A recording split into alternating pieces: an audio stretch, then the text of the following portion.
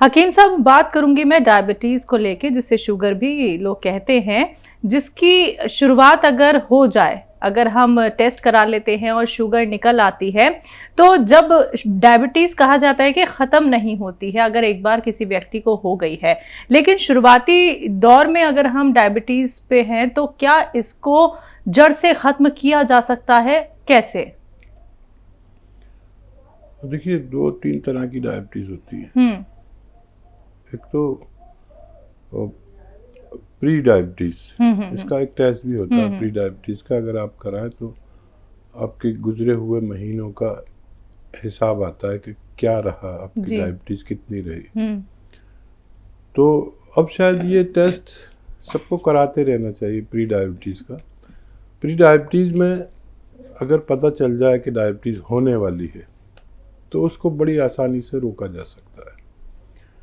तो उसके लिए कुछ उसूल बना लें, कुछ दवाएं खा लें और कुछ एक्सरसाइज कर लें।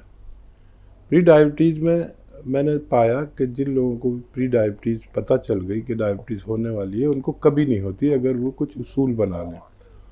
उसूल ये है कि अगर डायबिटीज़ होने वाली है, इसका पता चल गया है टेस्ट के ज़रिए से, तो कम से कम 1 घंटा या उससे ज़्यादा पैदल चलना शुरू कर दें। ये बहुत कामयाब है इसमें। और रोज़ चलें और 5 बार गर्म पानी पीना शुरू कर दें और मीठी चीज़ें कम खाएं। सिर्फ इससे भी आप बच सकते हैं डायबिटीज़ होने से। और जिनको डायबिटीज़ है वो भी ये अमल करें, यानी पैदल ज़रूर चलें 1 घंटा या उससे ज़्यादा। और गर्म पानी पीना भी बहुत फ़ायदेमंद है। देखिए, हमारे पास गर्म पानी रखा हुआ है, अगर मैं इसे पी लूँ तो मैं प्रोग्राम करते करते पसीने आ जाएंगे मुझे पूरी बॉडी में। ये काफ़ी गर्म पानी है जो मेरे पास ये रखा हुआ है। जैसे चाय होती है ना, ऐसा गर्म पानी कभी पी के देखें। 1 गिलास चाय की तरह गर्म हो और चुस्कियाँ लेकर पिएं, तो आपको इतना पसीना आएगा जितना आप एक्सरसाइज करने के बाद पसीने में नहा जाते हैं ना, ऐसा पसीना आता है। तो गर्म पानी पीना बड़ा ज़रूरी है। जिनको रोग नहीं है वो उन लोगों के लिए भी ये गर्म पानी एक नेमत है। तो गर्म पानी पिया करें। फिर जो लोग ये चाहते हैं कि उन्हें डायबिटीज़ कभी ना हो, तो वो असली कलौंजी का सिरका या जैतून का सिरका 2 चम्मच पानी में मिलाकर पी लिया करें। इससे 3-4 फायदे होते हैं। एक तो कोलेस्ट्रॉल कभी नहीं बढ़ता। डायबिटीज़ होने से पहले कोलेस्ट्रॉल बढ़ता है।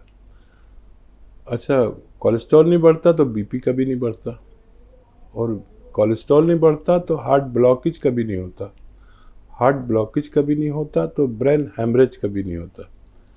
लेकिन ये सिरके नकली बहुत मिलने लगे हैं। असली सिरका लेना बड़ा मुश्किल हो गया कि इतने सिरके नकली आ गए कि बहुत मुश्किल हो गया। नक्कालों से सावधान, असली कलौंजी या जैतून का सिरका पी लिया करें। अब पैदल चलना, दरअसल हमारा जिस्म ये चाहता है कि उसकी ज़रूरत की मशक्क़त, मेहनत आदमी करे। अब आसानियाँ इतनी हो गई हैं कि जब हम छोटे थे तो हमारे पास सबसे बड़ा वाहन जो था वो साइकिल था। तो साइकिल से 10-12 किलोमीटर गए और आ गए। साइकिल चलाते चलाते पसीने आते थे। अब साइकिल दिखती नहीं है, मोटर वाहन या ये सब होता है, स्कूटर। तो मशक्क़त कहाँ हो? क्या रूम से इस बाथरूम तक जाने में कोई मशक्क़त नहीं होती, मेहनत नहीं होती। तो ऐसे काम करें कि जैसे हम किसी से कुछ पानी मांगते हैं तो पानी मांगे नहीं, पानी खुद उठे और जाके पानी खुद लाएं और खुद पी लें। ये भी एक मेहनत है। डायबिटीज़ से हमेशा के लिए बचा जा सकता है अगर हम इन सब बातों का ख्याल रखें और असली कलौंजी का सिरका 2 चम्मच रोज़ाना पी लिया करें। इससे बहुत सारे रोग होने से बच सकते हैं। जी, चलिए इसी के साथ कॉलर जुड़ गए हैं, बात कर लेते हैं। विनीत कुमार हैं पहले कॉलर हमारे साथ, स्वागत है आपका। हेलो जी नमस्कार मैडम। नमस्कार सर। हाँ मैडम, अजमेर से बोल रहा हूँ। तो साहब से बात पूछनी थी मैडम कि मेरे पिछले काफी समय पहले पेट में दर्द हुआ था, तो एलोपैथिक दवा ली थी। इसमें वो एंटीबायोटिक भी देते हैं डॉक्टर साहब, एंटीबायोटिक दवा। तो उसमें एक दवा ऐसी थी डॉक्टर साहब जो मतलब रिएक्शन कर जाती थी, जिससे मेरे खुजली हो जाती थी पेट दर्द के मसले में, जिससे मेरी खुजली हो जाती थी हाथ पैरों में। तो डॉक्टर साहब ने वो कहा कि ये वाली दवाई आप कभी मत लेना, मतलब एंटीबायोटिक है ये पेट दर्द में, कभी मत लेना ये एंटीबायोटिक। तो वो क्या डॉक्टर साहब उसके बाद कभी ली नहीं। फिर पेट दर्द होता तो दर्द की ले लेते हैं, और उस एंटीबायोटिक का डर रहता है हमेशा। तो ऐसी कुछ है क्या दवाई डॉक्टर साहब की पेट दर्द में थोड़ा मतलब एंटीबायोटिक असर कम हो जाए उसका? और एक दाल थोड़ी दिखती है दाल में। क्या दिखती है? दाल दुखती है डॉक्टर साहब, दाढ़ दुखती है। ठीक।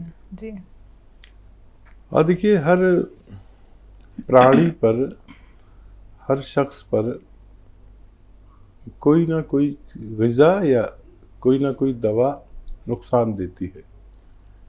और ये बात जान लेना बहुत बड़ी बात है कि मुझे कौन सी ग़िज़ा यानी खाना या कौन सी दवा नुकसान देती है। और हमेशा उसको अपने पास लिख कर रखें कि वो कौन सा सॉल्ट था जैसा आपको नुकसान दिया था। उससे एलर्जी होती है। ये एलर्जी जो है सबसे कम दर्जे का रिएक्शन है। और जितनी भी हम दवाएं खाते हैं एलोपैथी, ये होती तो बहुत फ़ायदे की है, लेकिन अगर ये किसी को बड़ा रिएक्शन कर दें तो एक मामूली सी गोली से भी इंसान मर सकता है। तो आप जिस भी नए डॉक्टर से दवा लें उसको वो ज़रूर बताएं कि उसको आपको कौन सी दवा नुकसान करती है, कौन सा सॉल्ट आपके लिए नुकसानदेह है। और ऐसे मरीज़ से डॉक्टर लोग भी डरते हैं, क्योंकि पूरी प्रैक्टिस पर सवाल आ जाता है अगर उसको कुछ हो जाए तो हमेशा आप यही बात याद रखें, बग़ैर मालूमात के कोई दवा ना खाएं कि उसमें कौन सा सॉल्ट है। जब पेट दर्द के लिए बहुत सारे नुस्खे हैं, और उन नुकसानात को दूर करने के लिए बहुत ज़्यादा नुस्खे हैं। मैं अक्सर बताता हूँ कि आप अगर 6 चीज़ों का पाउडर बना लें, जिनमें सौंफ, सौंठ, जीरा, अजवाइन, धनिया और मेथी का दाना है। सौंफ, सौंठ, जीरा, अजवाइन, धनिया और मेथी का दाना, तो ये घर में ही निकल जाती है सारी चीज़ें। बस एक चीज़ बाहर से लेनी है, नमक ज़ैतून। ये नमक ज़ैतून इन रिएक्शन को ख़त्म करता है, और रिएक्शन से होने वाले नुकसानात जो जिस्म में हो गए उनको ख़त्म करता है। एक चुटकी नमक ज़ैतून लें, पानी में मिलाएं, 1 गिलास पानी में, और ये 6 चीज़ों का जो पाउडर है, जो आप चूरन बनाने को मैंने कहा, सौंफ, सौंठ, जीरा, अजवाइन, धनिया, मेथी का, इसका पाउडर बना के रख लें। 1 चम्मच खाएं, और नमक ज़ैतून का 1 चुटकी लेके पानी में मिला के एक बार ज़रूर ले लिया करें, तो ये नुकसानात की भरपाई आपकी कर सकता है।